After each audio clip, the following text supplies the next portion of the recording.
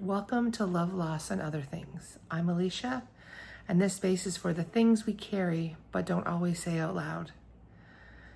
Maybe it's grief, maybe it's an old love story, a mistake, a lesson, or something you're still trying to forgive yourself for.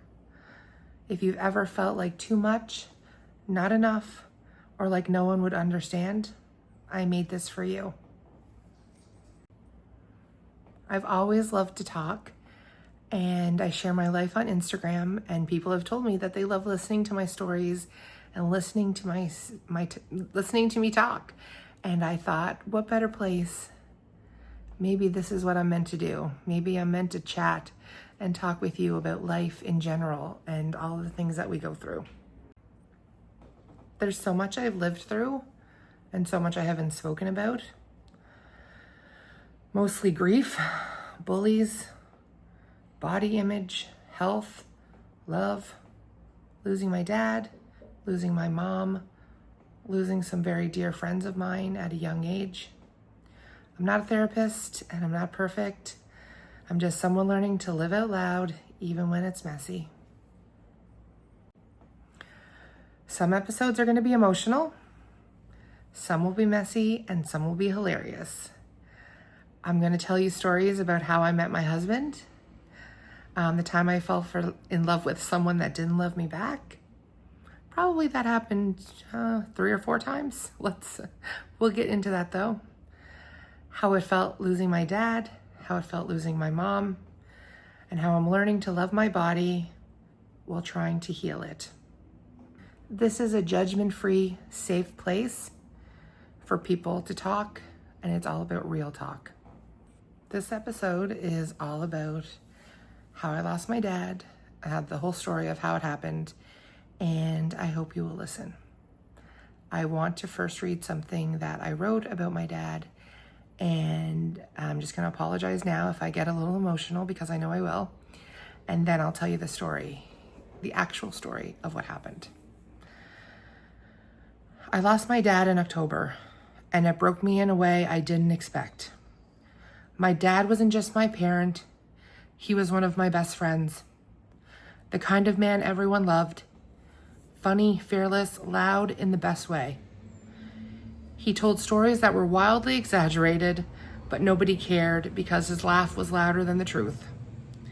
He loved fireworks, Christmas, and being the center of attention at any family gathering. He worked harder than anyone I've ever known. And if you needed help, he was there before you even asked. He loved his job. He loved to dance. He loved us. Watching him get sick, watching that strong, unstoppable man shrink in front of me, that's the kind of heartbreak you don't recover from. He fought hard. We thought the surgery worked. He was starting to feel better. But then the cancer came back, and this time we couldn't stop it. I had to start helping him with everything. His clothes didn't fit anymore, and I could see his bones. He got so small and so quiet. His last words to me were that he loved me, and after he passed, I sat in the hospital room for hours because I just couldn't leave him alone. People talk about grief like it's this clean, sharp pain that fades with time, but it's not. It's messy, it's sneaky, it shows up in silence, in laughter, in the way someone says, yeah, and just like he used to. I lost my mom years ago, and that was brutal, but my dad helped me through that grief. When you lose your second parent, something breaks open in you. There's no buffer, no backup. You don't just lose a person, you lose the feeling of being someone's child. It's gut-wrenching, it's lonely in a way no one gets unless they've lived it. Your family events feel emptier. Your future feels different. You start to realize that no one will ever love you like they did. And people try to say the right things, but sometimes I just want to say, yeah, this effing hurts. Because it does. But even now, even in this deep ache, I hold on to the love. Grief means I had something worth missing. So if you've lost your person, I see you. You're not alone in this pain.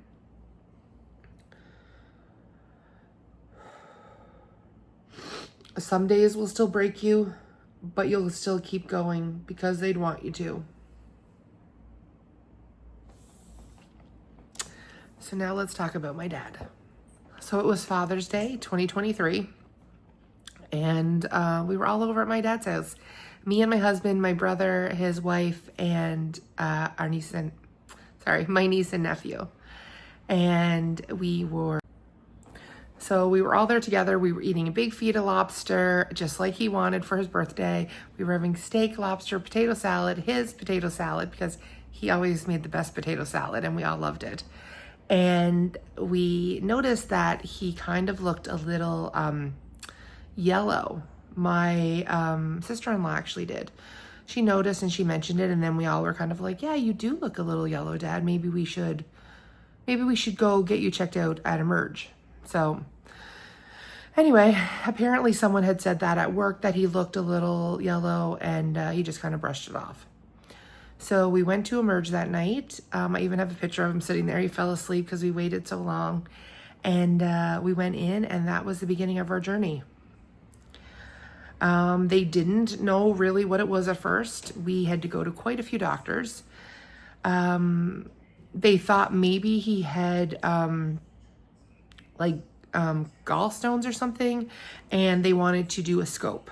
So we went in and we did a scope.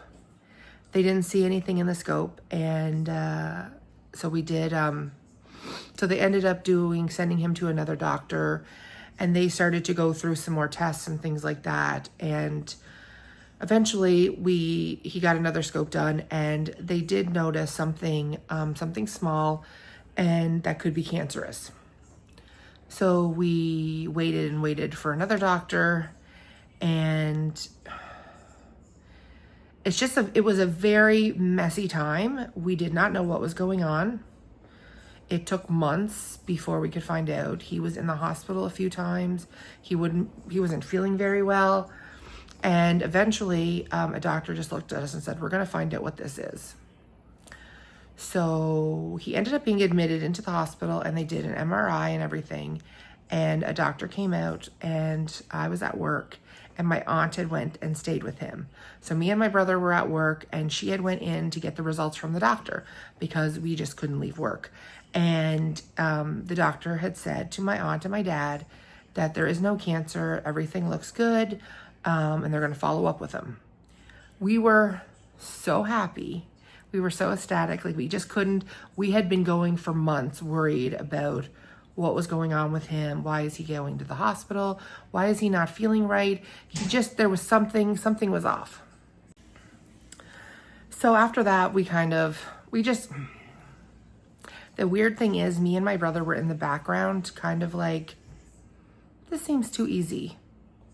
Why is he still having these problems? If it's not cancer, then what is it? We kind of need to find out what's going on. Anyways, he ended up getting sick again, and we just really didn't know what to do. So they sent him over to another province, and they did some testing over there. And then he came back in the ambulance, and he came back to the hospital. Basically, after a lot of, we even had a point that a doctor was supposed to call us and explain to us what was going on, and they forgot to call. And we had to wait the whole weekend before we got results. It was annoying, frustrating. I can't even imagine what it was like for my dad. And finally, they told us that he was diagnosed with bile duct cancer. It's not a very common cancer, but it can be very aggressive. So we ended up speaking with a cancer doctor, and she was very nice, very kind. She told us that there were basically a couple options, and one of these options was Whipple surgery. So my dad would go to another province, and he would have Whipple surgery. It's hard to explain Whipple surgery, but basically everything has to be, like your stomach, your intestines, everything is going to be kind of switched around. So they have to remove the cancer and then stitch everything back together. It's a huge surgery, and they do have to do a lot of afterwards. Your body has to get used to eating again. So my dad was 70 years old when he was going to have the surgery. And so we found this out in September, and the surgery was going to be in October. So my dad decided to have the surgery, that this is what we were going to do next. That was the next step, okay? So we decided that he was going to be in another province for 10 days. I took the time off work and went with him because, as I said earlier in this podcast, my mom passed away over 10 years ago. So I went with him, and me and my dad were like super close. We were best friends, basically. We did everything together. When my mom passed, I actually like became his best friend. One of them, my aunt was also his best friend too, and my brother, but me and my dad hung around like all the time together. Anytime he wanted to do something, we did stuff together. I went with him to family events. It was just me and him, right? We were just very, very close. So we went over to New Brunswick, and he had an amazing doctor. She was absolutely wonderful. And we went over the night before, my brother, me, and my dad, and my best friend. She drove us over.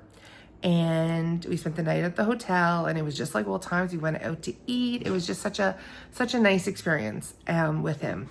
And we even have pictures. And we went there, and the next morning we went in for the surgery. So I was with him for a little while in the morning, and me and my brother would kind of switch out. And then they took him in for surgery. The surgery was quite a while. We went out for lunch. My brother and we all went out for lunch, and then we came back, and my dad was in the ICU. So we were kind of worried about that, what was going on. The doctor wasn't 100% sure if she got everything.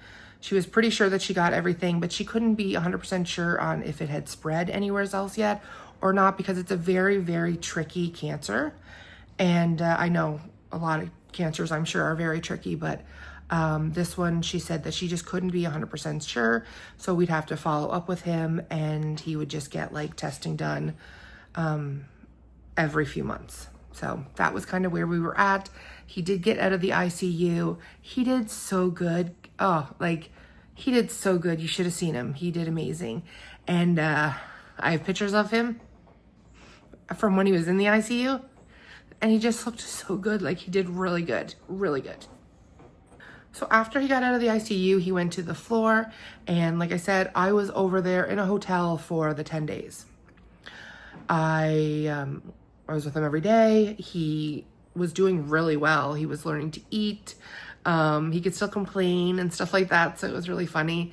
And he just did good. He had some visitors, his brothers and sisters. Some of them came over and visited him, and he absolutely loved it. As you heard in my little thing I wrote earlier, my dad was a huge family man, and he loved being the center of attention. So he loved that people came to visit him. So we had a really fun time with the people coming over visiting him, and he loved every minute of it. The visitors, all that stuff. So he got home. I had to go to his house every day for 2 weeks and give him blood thinners in his stomach. And I didn't mind. It was fine. He really minded it. My dad was a huge workaholic. If he didn't have 2 jobs on the go, he felt like he was useless. He worked all the time. It was a huge thing for him, work.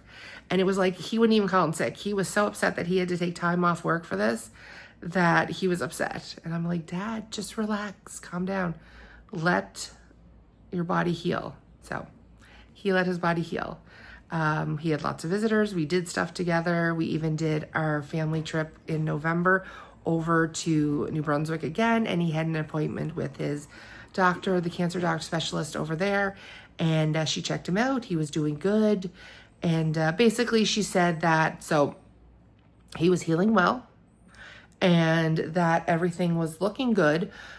She thought that she may have gotten all of the cancer, and that from now on they would just do periodic checks, and he would go to see his cancer specialist doctor at home, where we live.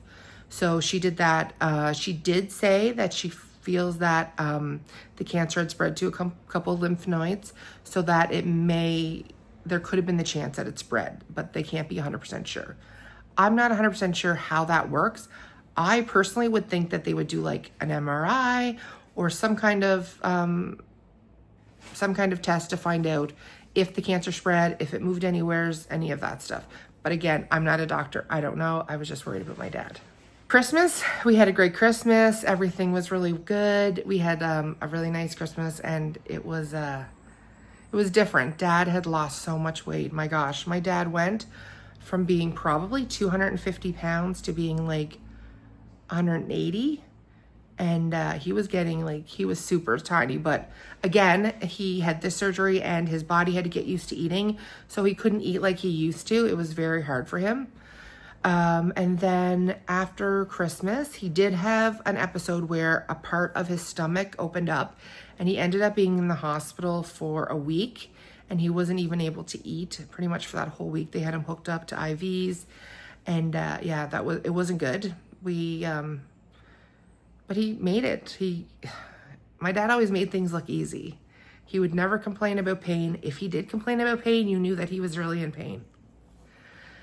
So, cut to, everything else was going fine. We had an amazing summer. My aunt had a camper, in like a big, oh my gosh, she had a trailer in a big like trailer park area, like a big campground. That's what I'm looking for, a campground. And we all spent time there. My dad loved going there. We would do bonfires and chocolate bar bingo, and we drive around on the golf cart, and he just loved it there, like loved the bonfires. He just loved spending time with people and doing that stuff. So we went a lot that summer, which is so great. I'm so happy we did. We spent July 1st. He was in the hospital on July 1st, but we picked him up. We took him out to the campground. He spent the whole day there. We took him back in the afternoon so he could get his IV antibiotics.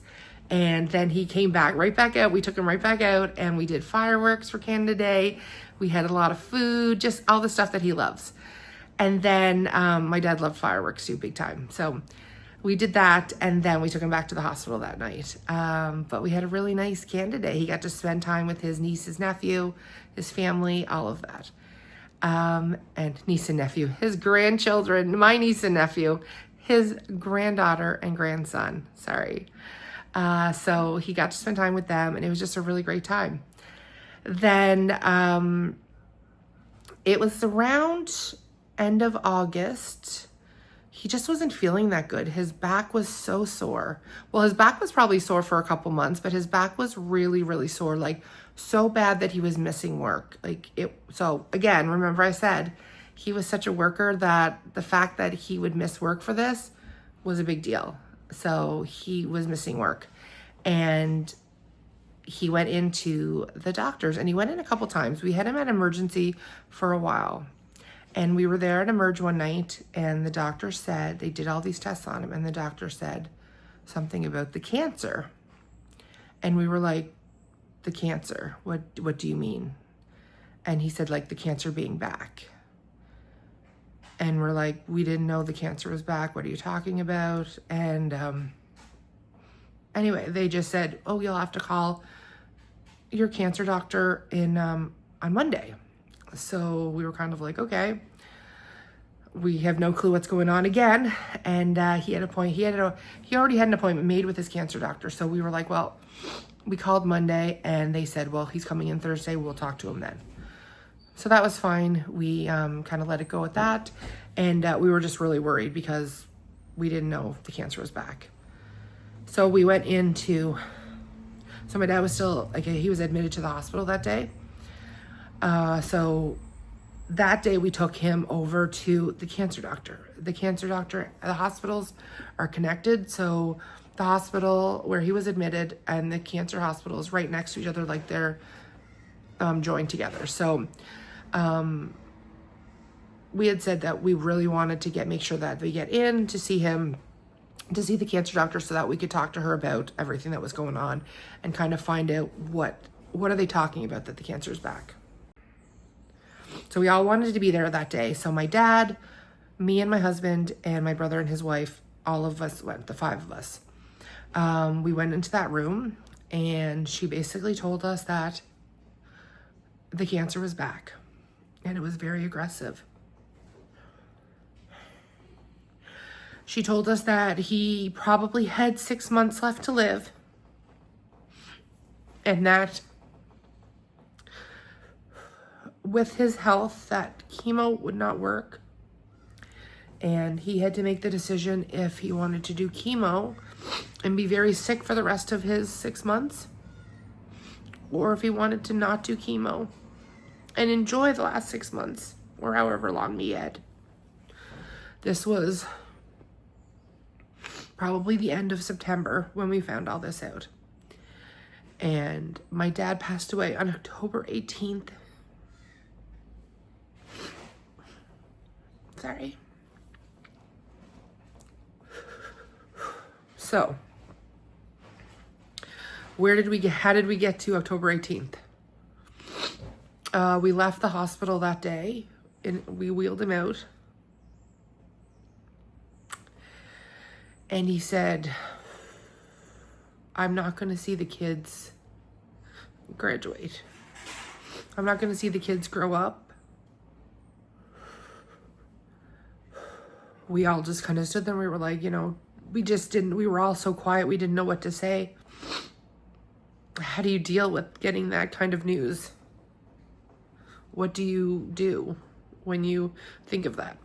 And my dad decided that he was not going to get chemo. We hoped that maybe he could. But at the end of it, they told him that his body and that he wouldn't be able to get chemo. So, we tried to make it as much as possible, the stuff that we could do with him. And there was some stuff he wanted to do. He was really upset because we went to a shopping trip. Me, my best friend, him, and then his sister and her 2 daughters. The 6 of us would go every year for a shopping trip about 2 hours away, and we'd spend 2 nights there, and we always had like the best time. And it was one of the things he said. He said, I guess I'm not going on the Christmas trip.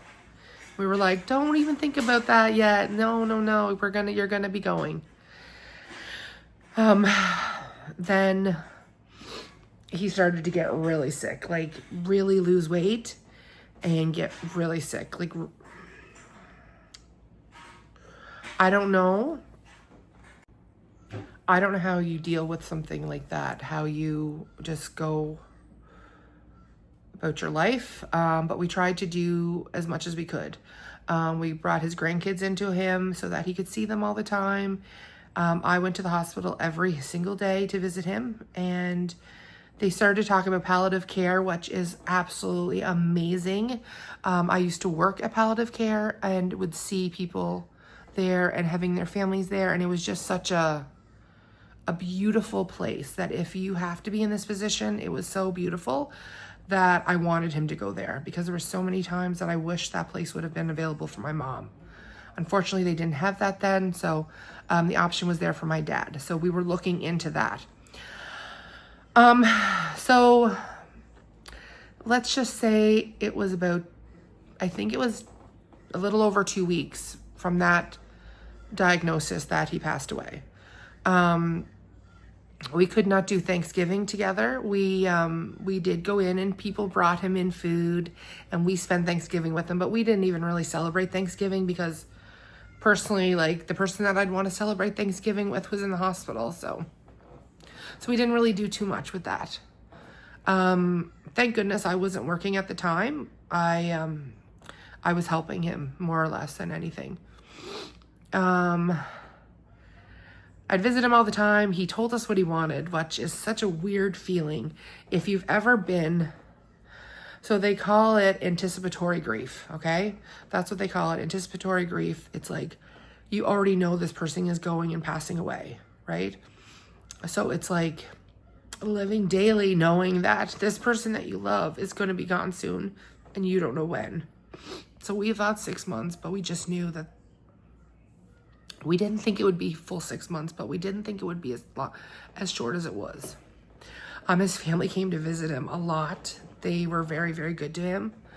But yeah, we just tried to spend as much time possible as we could. And I don't know if you've ever, like, I'm sure a lot of you have gone through this with someone you love, and you have seen,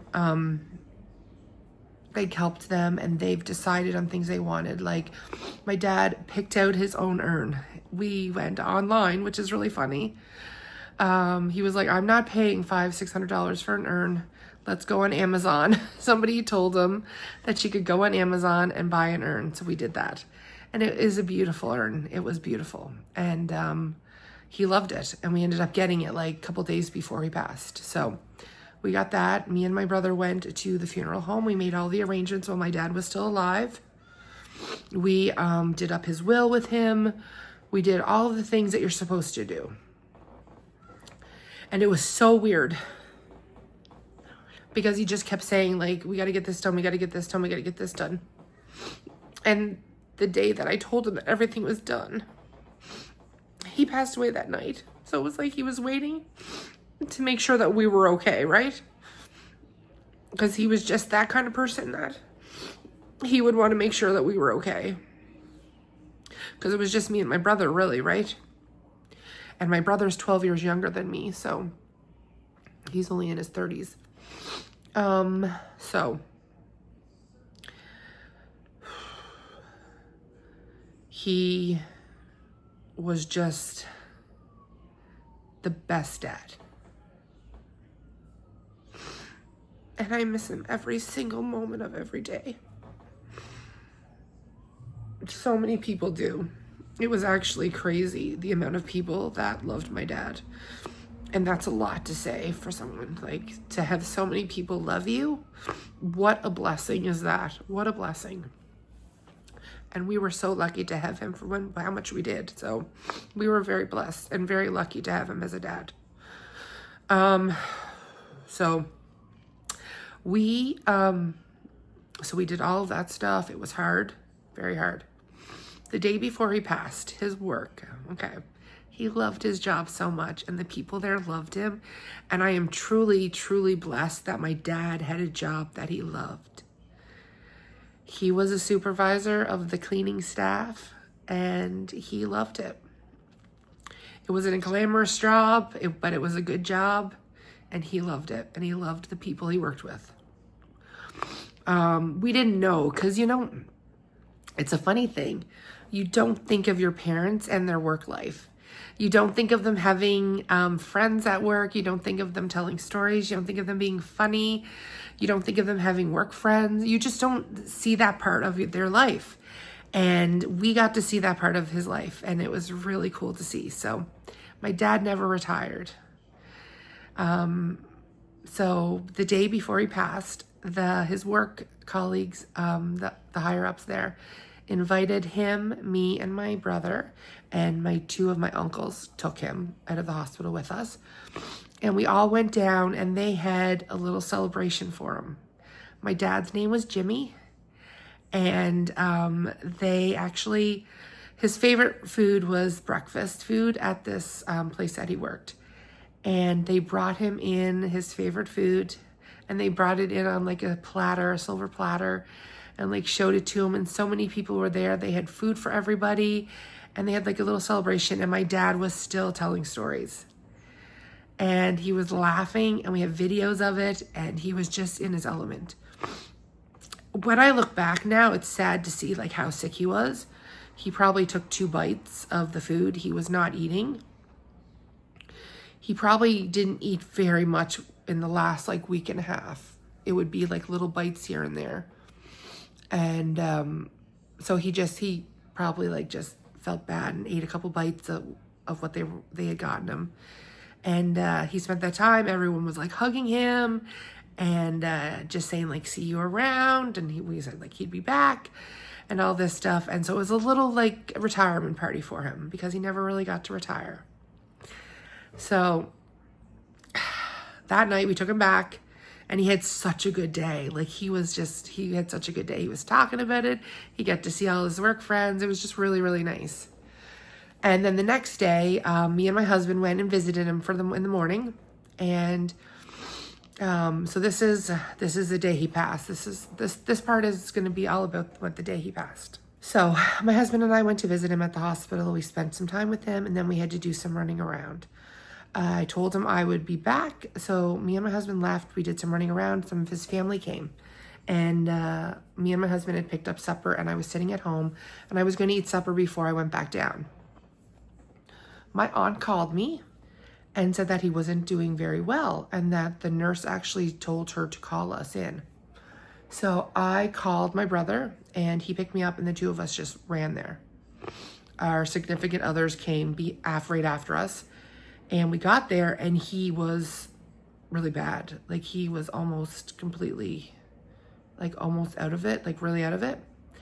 And I just remember we went to the side of his bed, and they were moving him into another room so that he could have privacy, because he was in a double room.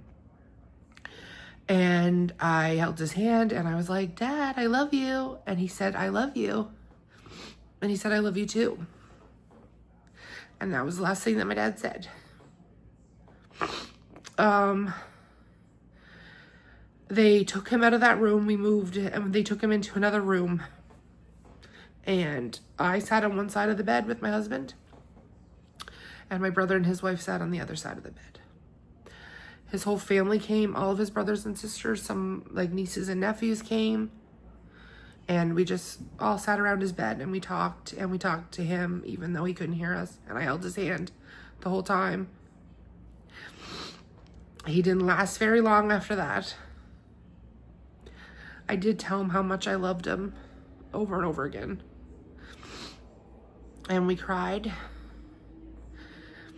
And it was actually,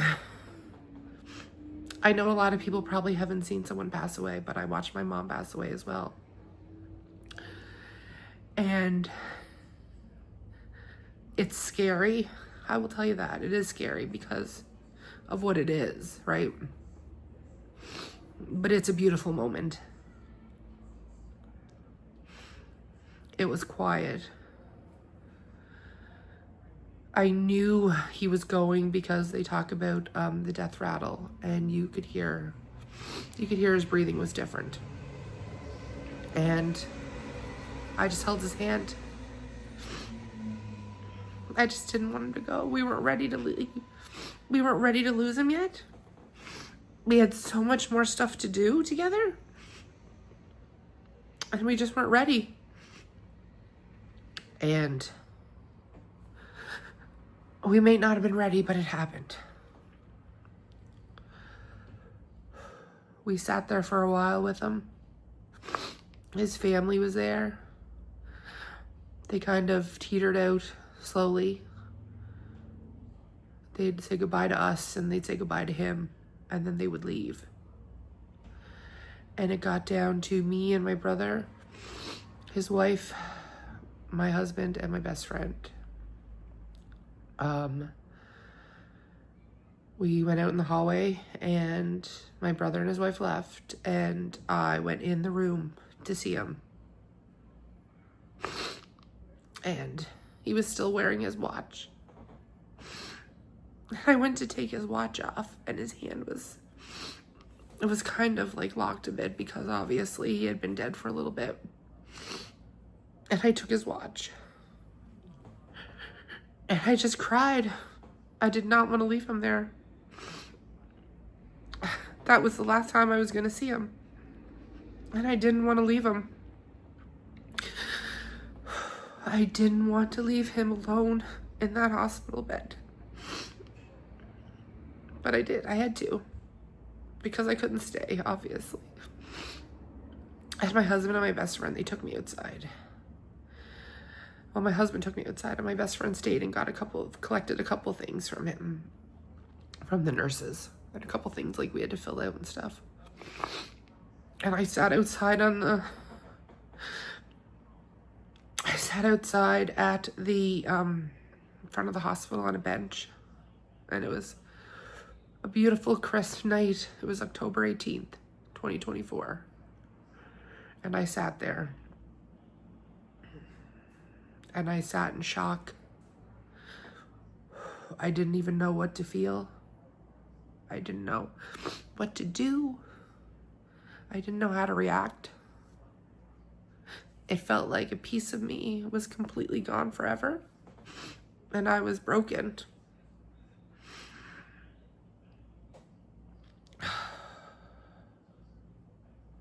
I lost one of my best friends that night, and I lost my dad, and I'll never get him back. And I still haven't gotten over it. I thought losing my mom was hard, but it was nothing compared to this. Nothing. I don't know if it's something different with losing a second parent, because you completely just feel alone. And that's how I felt since he's been gone.